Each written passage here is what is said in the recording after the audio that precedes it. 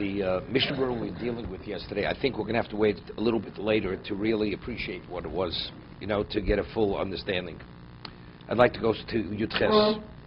The Ramos says, therefore, a person makes a sukkah under a roof where the roofs open and close, what we call the shlak. It's not a problem. The sukkah is valid when you open the shlak. And not only that, one is not in violation of building and dismantling on Shabbos or Yom Tif, because the roof that you open and close is on a hinge. So it's made to open and close. It's part of the structure. It's part of the structure. You're not dismantling the structure. It's like opening and closing the door. It's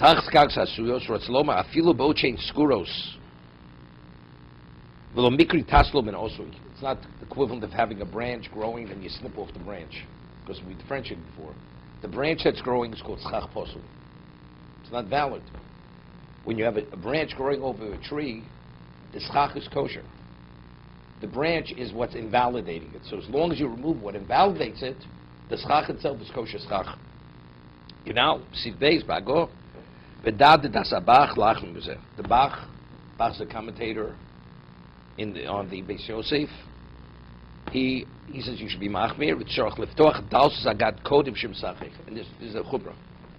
That's why when you build your sukkah on your deck or in your patio, people always are careful to build it with the awning open.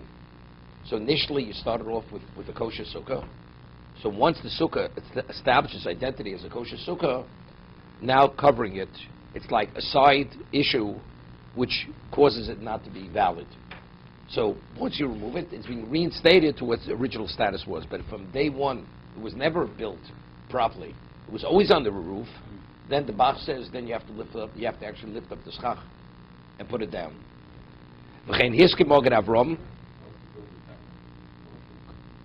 Nothing can invalidate it. We'll see later. That's something else from the video. That's something else. What's that? And they all agree. They agree with the Bach that the right thing to do is when you initially build the sukkah the first time, there should be nothing over the sukkah. And then if you close it open, it's irrelevant. It retains its status. Wait. Person didn't realize he didn't open up the roof when he put the schach on the sukkah. You should open the roof and you should lift up every bit of the schach that's on the sukkah. Lifts it up, puts it down for the sake of shade.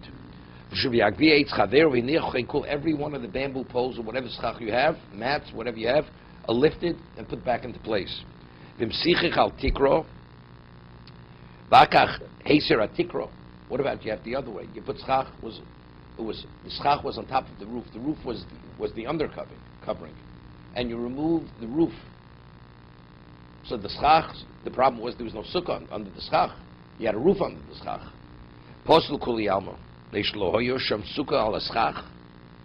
Shalatikra mitchil came shloya kantfanos. I mean, you can't have schach without walls. There were no walls. You had a roof separating between the schach and the walls of the structure. Here you have schach on walls, except there's something covering the schach. So we have the discussion. Do you have to lift it? Don't you have to lift it? But if the schach initially never had any relevance to walls, just a roof covering, even though it's valid, without walls, it's not a roof covering. There, everybody agrees.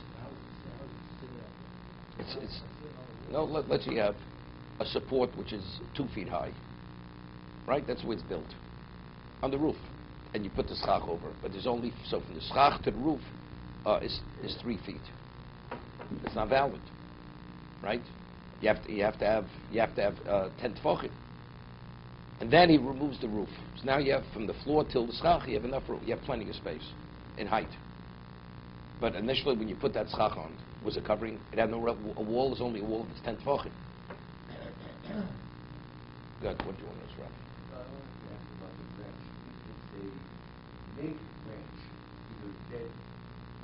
It's attached. It's attached to a tree.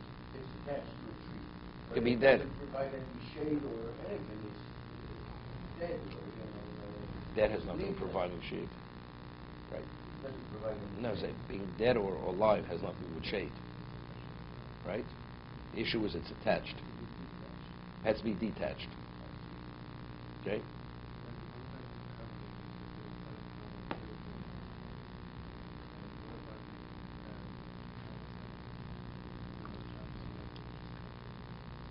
There's a tosis we had. There's a tosis we had today. We can remember this. Shabbos. You have a folding chair, right?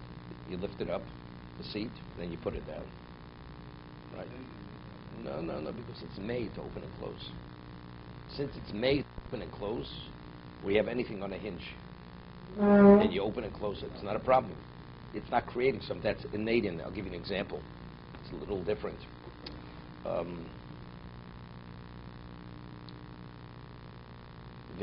Something that's made to put together and dismantle, right? Are you in violation of binyan? Originally it was made, and now it was constructed, and you dismantle it. It's made to put together. Right, same idea, exactly. Dave remembers when he made the gefilte fish for his grandmother. That's the example that you gave. Yeah, that's the case they speak about. That's the case they speak about.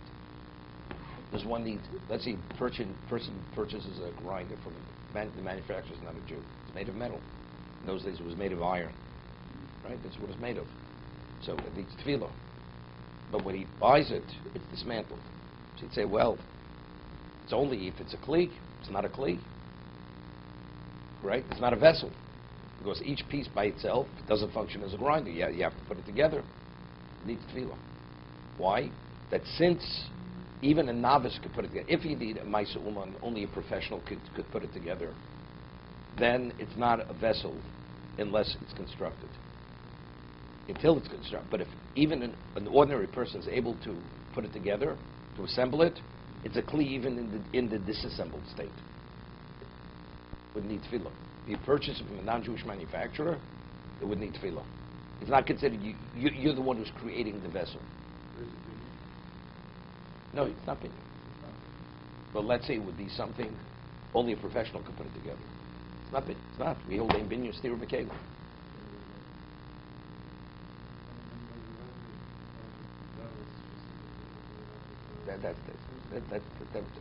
That's a complication, then, brother. Why aren't you allowed to? Even rabbinically, okay, it's not simple. Yeah, opening it, because it's made to open and close. That's the difficulty. That's the difficulty. It's made to open and close. If it's made to open and close, what's different than the folding chair? Right. Okay. Lavzul poshon, and it's closed. You're permitted to open it. Zeh muter. Feel das machmir and even according to the Bach, the Mogen Avram, and Elio Rabbah say that initially the sukkah, if it's made not with the covering, not with the one in covering it, and subsequently you cover it, even the Machmim agree that it's valid.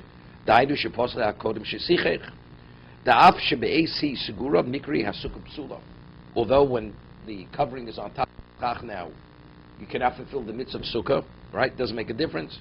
It's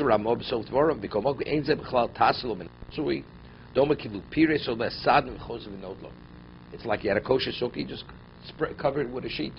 As I mentioned, we'll have later, the Rabbeinu Tam holds, is of the opinion that you're yotzei, even with the covering on top, yotzei. Okay? If initially the sukkah was valid before you put the covering over it.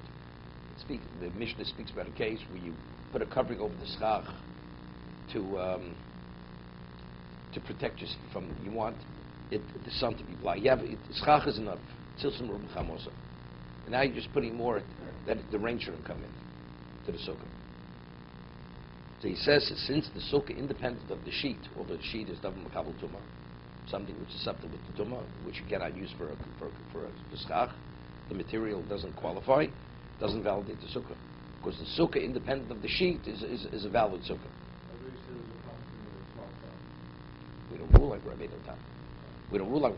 Some say, so that's the whole discussion. Let's say you're in the middle of the meal on your deck. The sukkah and it's about to rain, and you close the awning. Does it have any value to remain on the deck, or it's the equivalent of going in the house? You might as well go into the house. No, going for Rabbi Tam, as long as it's not an inconvenience to remain there, it has value to stay out on the deck. Because going Rabbi Tam, even with the awning closed, you'll be yotzei. You'll be yotzei. So you're not able to say a bracha because we don't rule like Rabbi Tam. Because the sukkah, independent of the awning, is a kosher sukkah. That's his rationale. No, because the sukkah, independent of the awning, provides sufficient shade. Okay? But the awning is not good, but the branch No, he's of the opinion, like we had earlier, if you have kosher schach and you have something over the schach, it doesn't invalidate it. What? Even the tree branch.